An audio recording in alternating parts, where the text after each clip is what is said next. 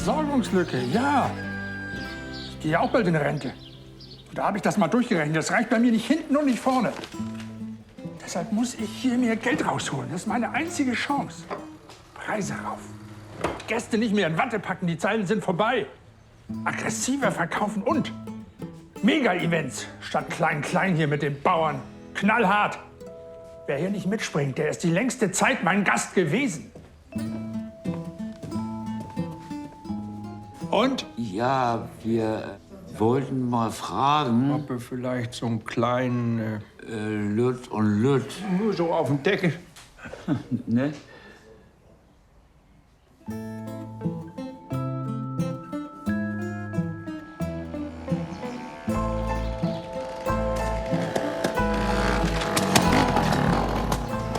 Warten Sie doch! Sowas kann doch immer mal passieren, da müssen die gar nicht groß drüber nachdenken. Das ist ein Materialfehler. Das kann doch mal vorkommen. Ach, morgen Archer. Halt mal. Ach, alles Krempel. Was willst du? Im Namen der Verwandtschaft wollte ich mal fragen. Vergiss es. Ich habe kein Geld. Wenn du jemanden mit Geld findest, sag mir Bescheid. Ich suche dringend einen Investor. Du siehst doch, ist alles kaputt. Und so kann ich nicht arbeiten. Ist auch eine Zumutung für die Kundschaft. Ich habe noch einen Kunden in der Leitung. Wiedersehen.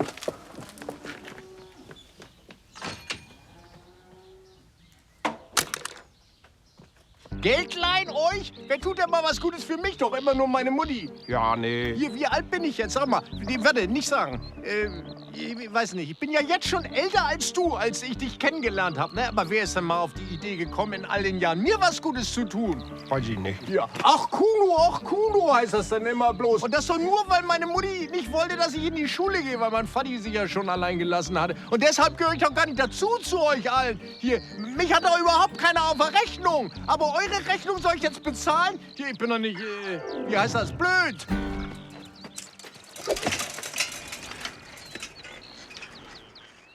Ich würde dir ja gerne helfen, mein Jürgen, aber ich bin selbst so knapp. Ich singe ja jetzt schon auf Bestellung alte Arbeiterkampflieder. Für Geld. Ja, auch am Telefon. Ach, mir ist ja schon fast alles recht. Jetzt müssen wir auch mal sinnieren, wie wir noch an irgendwelche Barmittel rankommen. Ja, dass man das überhaupt nötig hat, ne? Ich meine, das hätte doch auch alles ganz anders kommen können. Was haben wir nicht schon alles für Leute gesehen in all den Jahren und auch schon früher? Ne? Man ist sich begegnet auf dem Bergkamm. Bergkamm? Ja, und die anderen sind immer weiter nach oben und weiter nach oben und wir immer weiter nach unten, da wo die große Trockenheit ist. Es gibt ja viele, die haben überhaupt gar nicht diese Probleme nötig. Nimm doch mal Günter Griem, der war doch auch anfangs mit uns in der Schule, der war doch auch nicht anders wie wir. Hat doch auch nur Blödsinn gemacht, war faul und dumm. Und nun ist er Bürgermeister. Ne? Konnte sich eine Scheidung leisten und Prozess gegen seine Freunde. Ich meine, der hat das nun wirklich zu was gebracht. Ja, und was ist eigentlich mit Friedel Knacksen? Der konnte nicht mal Fahrrad fahren. Und da hat er Millionen geerbt und war schön fein raus. Ja, oder nimm mal Hajo Nagmeier, der hat auch schon als Kind kein Fleisch gegessen und keinen Alkohol getrunken. Und was ist das Ergebnis? Jetzt hat er eine große Fabrik oder eine Firma da in Basinghausen und ist Millionär. Ja, der einzige Versager, den wir haben, das war Heiko Pöllersen. Ja, der hat wirklich Pech gehabt. Ne? Drogen, Scheidung, ne? Pleite, Knast. Also gegen den Brackelmann sind wir ja regelrecht Erfolgsmenschen, ne? Ja, kann man so sagen, aber trotzdem, die anderen haben alle mehr Barmittel, ne? Haben wir ja nicht. Und dabei waren die nicht Prost, die waren nicht schlauer. Nicht schlauer, nein.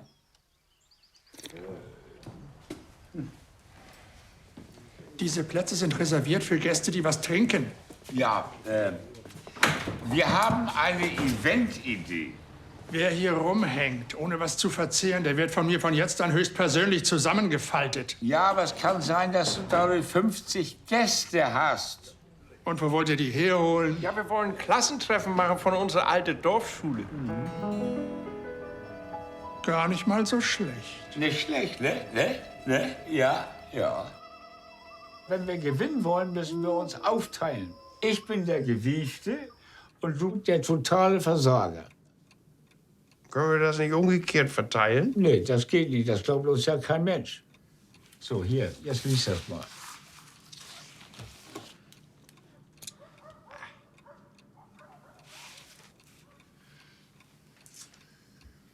Ja, Friedel, ich habe ja doch auch sehr viel Pech gehabt. Ich bin ein totaler Verlierer. Sehr gut. Ich habe einfach nichts aus meinem Leben gemacht. Sehr gut. Als hättest du nie was anderes gemacht.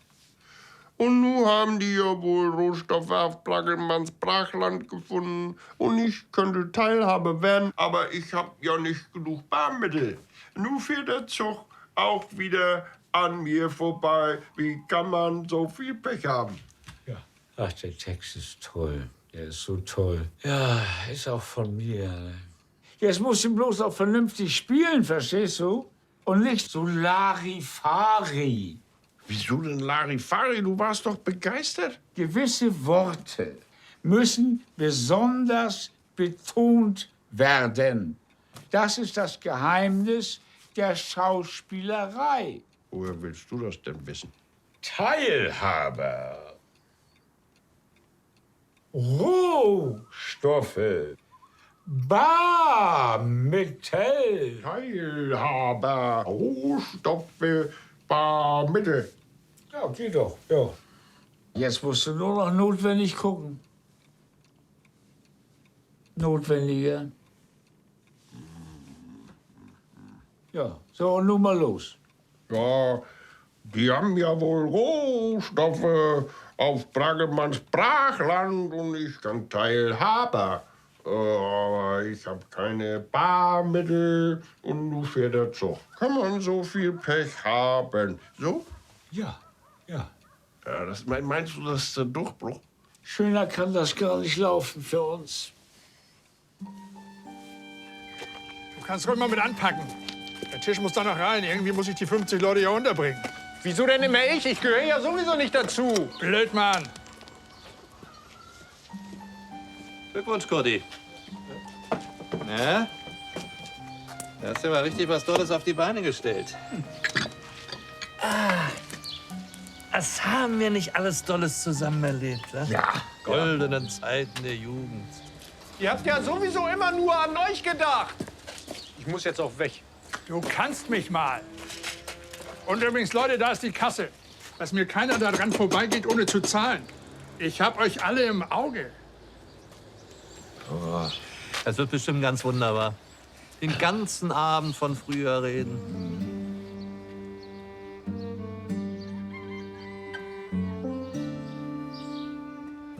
Wir reden aber nicht über alles. Hm? Ach, du meinst die Sache damals mit deiner Mutti und mir? Nicht darüber. Du, deine Mutti, das war aber eine richtig tolle... Nicht. Das lag wahrscheinlich zum Teil auch an den ganzen Entbehrungen in ihrer Ehe. Die war ja richtig ausgehungert. Nein! Ja, gut. Gut. Geht ja auch niemandem was an. Ja, wann kommen die denn? Die sammeln sich jetzt auf dem Busbahnhof in Klingsiel und dann kommen sie mit dem Bus alle hierher. 7 nach voll sind sie da. Moin, moin. Moin! Du auch? Ja klar, wir haben da in der Schule ein Jahr nebeneinander gesessen. Weißt du das nicht mehr? Ich kann mich an nichts erinnern, was in der Schule war. Ach, hast du früher auch schon immer gesagt. Ah, da kommt ja schon der erste Gast. Was machst denn du hier, Onkel Krishan? Sowieso. Klassentreffen. Ja, wir waren doch nicht zusammen in der Schule. Nee, natürlich, ich weiß. Ja, ich bin doch nicht senil. Aber ich war euer Lehrer in Musik. Du? Kannst du dich daran erinnern? Ja, ich habe euch doch immer auf dem Schipperklavier vorgespielt und auf der Ukulele. Auf, grüner Jung, reck deine Glieder und so weiter, nicht? Ja. Und was willst du hier? Ich sag dir's frei heraus. Ich suche heute und hier einen Geldgeber für meinen Salon. Was? Das heißt, du bist hier wegen Geld? Ja. Ich habe euch die Welt der Musik gezeigt und dadurch euch alle zu besseren Menschen gemacht. Fürwahr, ein schöner Gedanke. Du bist also hierher gekommen, um abzusahen. Ich finde, dafür sollte ich auch eine kleine Gewinnbeteiligung ein Streich. Wie bitte? Na ja, da kommen doch heute so einige, die es zu was gebracht haben. Und die könnten mir von ihrem Gewinn ja auch mal was abgeben. Na ja, so aus lauter Dankbarkeit, nicht? Bist hier, um die Gäste zu schröpfen? Das ist ja schändlich. Wenn einer was wirft, wem hat er das zu verdanken? Seinem Lehrer. Ja, aber entschuldige, an dich kann sich doch kein Mensch erinnern. Ja, ein bisschen rührselig will ich natürlich auch sein. Also wir freuen uns hier und ihr habt ja wohl alle nur einen Nennwert im Kopf. Ich hatte die Idee.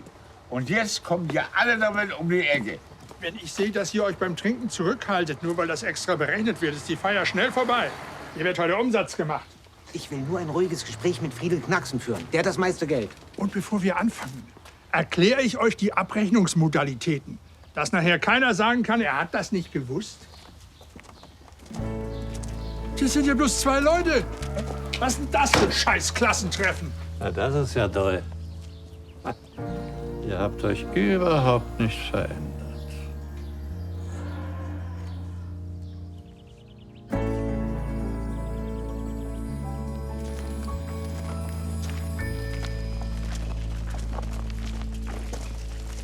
Moin, Koti. Moin. Fragt da vielleicht mal irgendjemand nach mir, wie geht's Kuno eigentlich hier? Was ist eigentlich aus Kuno geworden? Ne? Der war ja früher immer so. Da irgendjemand interessiert? Nee. Sowieso alles Blödmänner.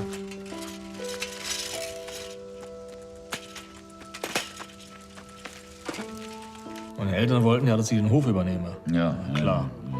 Ich konnte das nicht. Ich wollte raus, verstehst du? Bin nach Hamburg gegangen, Tabula Rasa, weißt du, alles oder nichts. Das war immer mein Motto. Ich war immer mehr so ein radikaler Typ. War auch schon in der Schule, da weißt du ja. Ich war immer enfant terrible. Ja. Und Atsche war immer der mutigste. Wisst ihr noch, wie wir den Wagen im Graben gefunden haben, draußen an der Chaussee? Das war ein Simca, glaube ich. Der Fahrer war eingeklemmt und Atsche hat ihn rausgeholt. Da war der 10. Ich habe ihn da wirklich rausgeholt, ne? Ja, das hast du doch eben gehört. Du hast noch ganz andere Sachen gemacht. Erzähl doch mal. Lass mal, Friedel, wir können auch mal über andere reden, ne? Jo, schade, dass nur so wenig da sind. Ja, vielleicht kommen ja noch welche. Das glaubt ihr doch wohl selber nicht. Das war nicht mein alter Kumpel, Friedrich. Günther, Mensch, wir haben uns ja eine Ewigkeit nicht gesehen. Ich freue mich richtig. Prost. Prost. Als ich dann in der 380 Quadratmeter Villa an der Elbchaussee saß, da habe ich gedacht, jetzt habe ich es geschafft. Ja, ich war top. No limit, only sky above. Du. Ja. Darf ich mich dazusetzen? Na klar, Christian. Also, 350 Quadratkilometer. Ich habe ja nur mit einem halben Ohr zugehört. Ja, das war schon eine Riesenhütte, die ich da gekauft habe.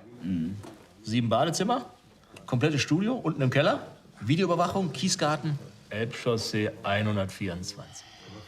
Dann warst du aber ganz schön erfolgreich. Du, wenn du einmal einen Welthit hast. Und die Liebe zur Musik. Wer hat die eigentlich geweckt bei dir? Ich wollte immer den Menschen berühren. Ah ja. Ja, und dann habe ich noch so andere Sachen berührt und das war nicht so gut. Oh, ich bitte dich, wenn man das nötige Geld dafür hat. Weißt du, das interessiert mich alles so sehr, weil ich ja auch dein alter Musiklehrer war. Wollen wir vielleicht rausgehen? Hier ist die Luft nicht so gut. Oh, okay.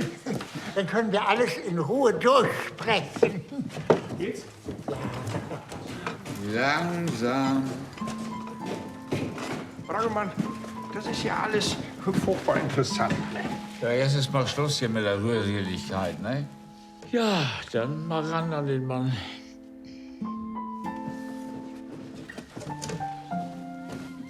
Und denk an deine Geschichte. Alles ganz traurig. Ja, man bekommt ja heute für sein Geld nichts mehr auf der Bank.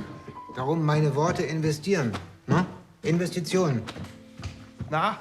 Atsche, wir führen hier gerade ein wichtiges Geschäftsgespräch. Ich freue mich wirklich, Atsche, dich mal wieder zu sehen. Ach, Friedel, ich habe ja so viel Pech gehabt. Man sieht sich. Atsche, Oh, das Tut mir leid, das zu hören. Ja, bin totaler Verlierer. Also ich kann dich trösten, Friedel. Er hat mit sehr niedrigem Einsatz gespielt. Sehr niedrigem Einsatz. Ich habe nichts aus meinem Leben gemacht. Liegt den ganzen Tag im Liegestuhl. Das nenne ich mal Erfolg. Nun haben Sie ja wohl furchtbar wertige Bodenschätze gefunden bei Brakelmann auf dem Brachland. Tatsächlich? Wer? Das höre ich zum ersten Mal. Ja, wohl. Total wertvoll bei Brakelmann auf dem Brachland. Also meinen Frisiersalon gibt's wirklich. Ja, entschuldigt mich. Ich hol mir mal was zu trinken. Endlich mal einer. Arche, du machst mir das nicht kaputt. Nicht du. Ich fahre jetzt mit Friedel zu meinem Laden und zeig ihm den Salon. Und ich lass mich von niemandem abhalten. Verstehst du? Von niemandem. Hallo Friedel. Moin, Kudi. Wie sieht's aus? Ja, gut. Und bei dir? Kannst du inzwischen Fahrrad fahren? So, meine lieben Freunde, nachdem wir uns nur alle mal wieder so ein bisschen beschnuppert haben, schlage ich Kraft meines hohen Amtes vor. Wir machen mal eine kleine Pause. Ne? Gönnen unseren zahlreich erschienenen Gästen Sehr witzig. ein bisschen Erholung von den Strapazen der Anreise und den ganzen Aufregungen. Und dann würde ich sagen, wir sehen uns um 19 Uhr wieder.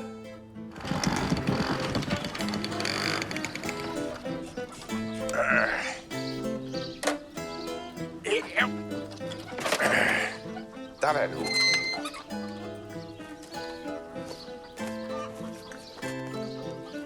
Ah, Ja, ja. Archie, so geht das alles nicht. Wir müssen Plan B machen. B wie Brakelmann. Ich gehe auf Friedel, weil du hast nicht die Herde dafür. Ich bin Totalversager. Also, ich habe nichts aus meinem Leben gemacht. Ja, das war ja auch wieder gar nichts. Ja, ich kann das nicht. Das ist für mich zu schwer. Nur der Gedanke an die Barmittel zwingt mich dazu. Du kannst doch mal versuchen, ein bisschen trauriger. Du kannst mich mal. Heiko. Na, Jungs. Willst du dich gar nicht ausruhen? Ja, ich muss das nicht, ich mache Hometraining. Mensch, wie oft war ich früher hier? Sonntags haben wir mit deinem Vater hier die Gymnastiksendung gesehen. Weißt du noch? Nein, der hat doch nix. Und ihr seid wirklich die ganzen Jahre hier geblieben? Oh, Das ist irgendwie auch cool. Und was kriegt ihr so mit? Also draußen von der Welt? Habt ihr meinen Song mal gehört? Ja, bestimmt, der lief auch rauf und runter. Und ja, Radio habt ihr ja, ne? ja, ja, aber da läuft ja immer der gleiche Quatsch. Ne? Are you love or does you not? Hey, hey. Hey, hey, ja, ja, schön. Aber jetzt sag mal ehrlich, Jungs. Was habt ihr so gedacht, als ihr gehört habt, Heiko Pöttersen aus Büttenwader in den Charts, Radio, Fernsehen, Promi-Alarm, Bling Bling, Party rund um die Uhr, Vegas?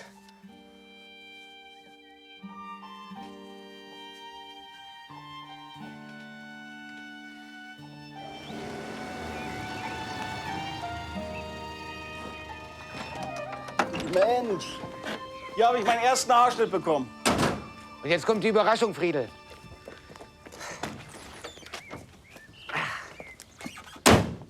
Auf dem hier hast du wahrscheinlich auch schon mal gesessen. Nee, musste ich nicht mehr. War ja schon 16. Ach, mit 16 warst du zum ersten Mal beim Friseur. Jo, meine Mutter hatte die bis dahin immer geschnitten.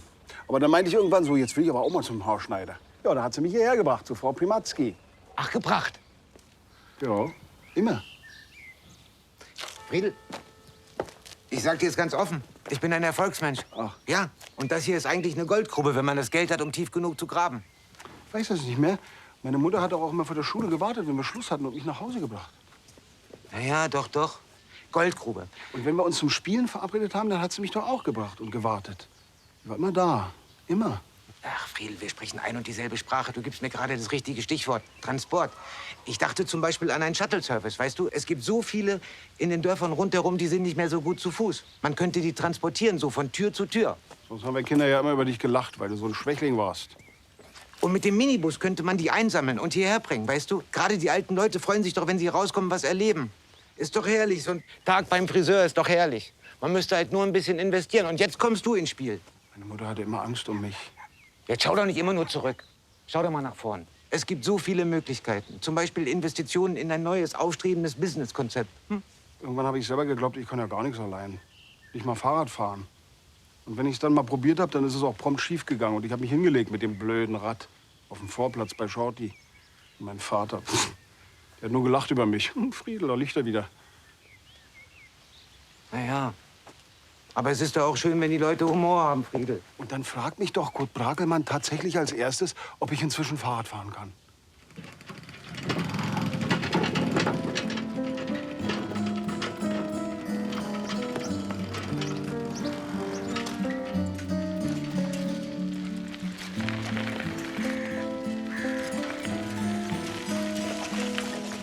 Kuno?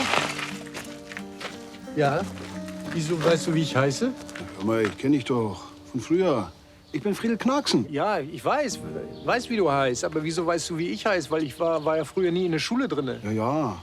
Aber wir haben uns doch sonst oft gesehen. Beim Fußball. Und an der Boddenbeek. Und beim Spielen in der Dulda Au. Indianer. Ich mochte dich immer sehr gern. Ehrlich? Du warst der Lustigste von allen. Echt? Kuno, sag mal, würdest du mir vielleicht mal was zeigen? Ich weiß nicht.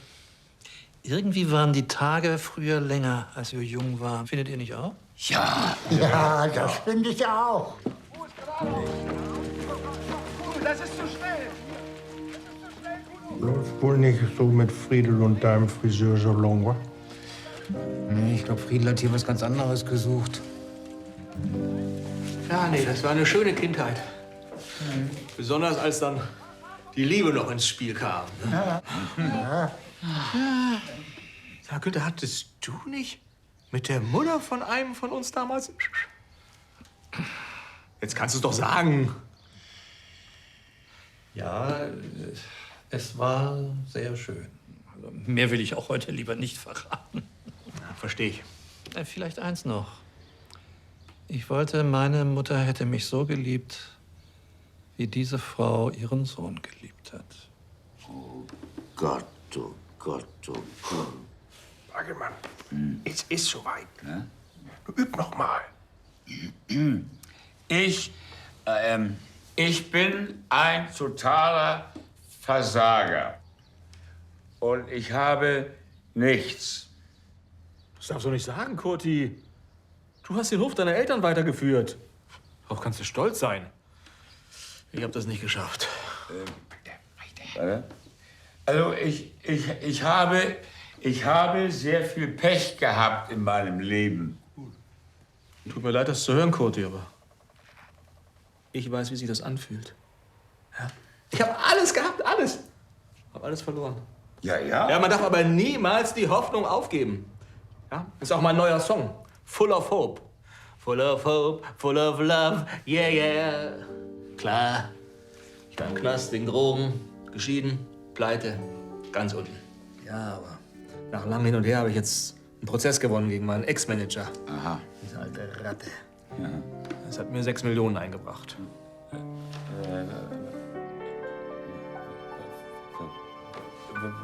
Was?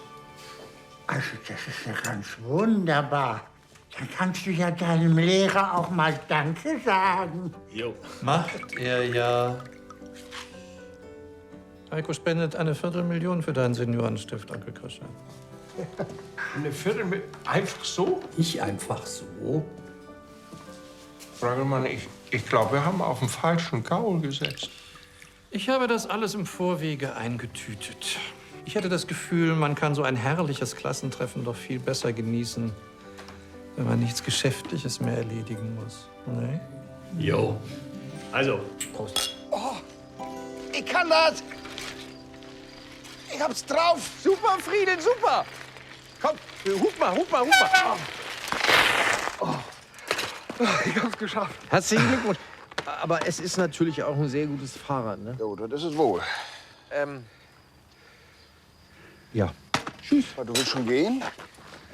Ja, ich gehöre da ja sowieso nicht so richtig dazu. Ach, natürlich gehörst du dazu. Nee, erst mal. An meinen 8. Geburtstag, ne, da durfte ich euch alle mal einladen. Ne? Kurt Braggemann, Atsche Tönsen, Jürgen Seute, Heiko Pöttersen, Friedel Knarksen. Und ich hatte mir so gewünscht, dass ihr alle mal ein Geburtstagslied für mich singt. Da hatte ich mich sehr drauf gefreut. Und meine Mutti und ich, es gab hier Kartoffelsalat und Bockwürstchen und Brause und Schnoppkram. Und dann war keiner gekommen. Weil ihr hattet das alle vergessen. Ja, weil ich eben nicht so richtig dazugehöre, ne? Tut mir leid. Nee, das ist... Ja. Kuno, warte mal. Wisst ihr noch, wie Jürgen immer in die Buschrosen geflogen ist? Also ich weiß es noch. Wir waren echt nicht nett zu dir. Ja, und Atsche, was ist mit deinem Klavierspielen? Du hast das doch irgendwann mal plötzlich gekonnt. Ja, genau. Und dann auf einmal wieder nicht mehr. Hört zu, Leute. Wir schulden Kuno noch ein Lied. Und zwar zu seinem Geburtstag. Hoch soll er leben, hoch soll er leben, dreimal hoch. Hoch soll er leben, hoch soll er leben, dreimal hoch.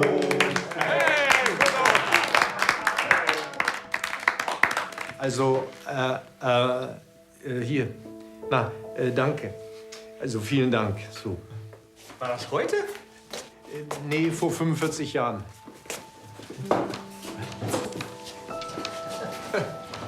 So, die machst du uns 2? Sag mal, was ist eigentlich aus Gerlinde geworden? Oh ja, Gerlinde, in die waren wir doch alle verknallt. Ja, aber in wen war Gerlinde verknallt? Meine Schwester hat mir das mal verraten. Ich sag's euch.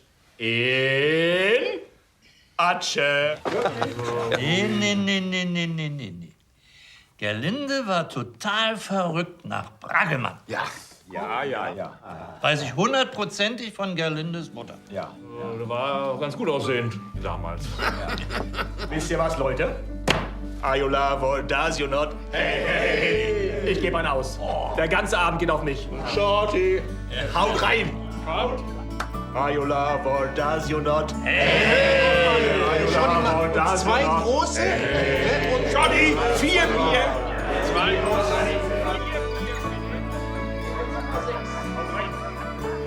Ich glaube, Archie, das kann jetzt noch ein ganz wundervoller Abend werden.